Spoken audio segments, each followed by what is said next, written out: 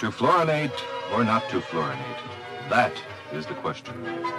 Whether 'tis nobler in the... Oh, all right, Bill. So you're a Shakespearean scholar. Well, Maria, I was just trying to point out that the question of the fluorides is a knotty one. We've already heard from Dr. Gordon Bates, who favors the use of the chemical in our drinking water to prevent tooth decay. And now we give the other side a chance. Our man is Gordon Sinclair. Here he is with his views. This is Gordon Sinclair to report that letters have reached assignment editors in connection with stories about fluoridation of the public water supply of Canadian communities and their critical letters. Criticism is based on the claim that only one side, the pro side, has been given in this controversial matter, and listeners are entitled to hear the opposing view. Well, now, I'm a writer and a broadcaster, not a medical man, dentist, nutritionist, or anything else that qualifies me as an expert. But I am a mature citizen who opposes the dumping of this chemical into the water, and I grasp this opportunity to say why I object. Primarily, I object to being forced to take a medication that I don't like, don't want, and know will do me no good so long as I live. It's claimed by those who wish to insert this poison into our water, and it is a poison, that in proper doses it's useful to the teeth of growing children up to the age of 11 or 12. There are many intelligent researchers who say even this claim is too sweeping and rosy. There are many who claim it is untrue, but let us allow that it is true for this argument. Now, if this chemical is useful to some of the teeth of some of the children under some conditions, why do they wish to force it into all of the water of all of the people all of the time?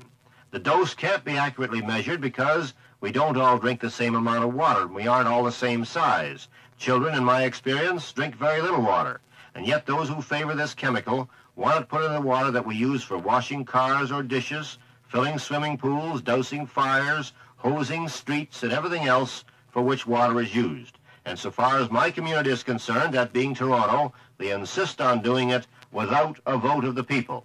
I asked Dr. Gordon Bates, one of the principal pushers of the chemical, why he and his people insisted on forcing this into our water without a vote.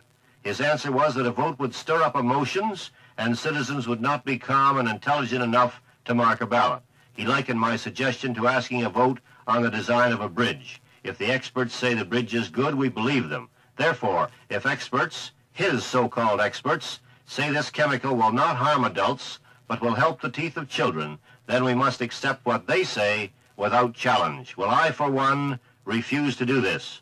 I will undertake it to make up my own mind whether or not a chemical will be shoveled into the water that I drink. Impressive figures are sometimes paraded to say that tooth decay has declined in communities where the chemical was pumped into the water. But I dare you to get a quick appointment for dental repair to a child in the communities thus listed.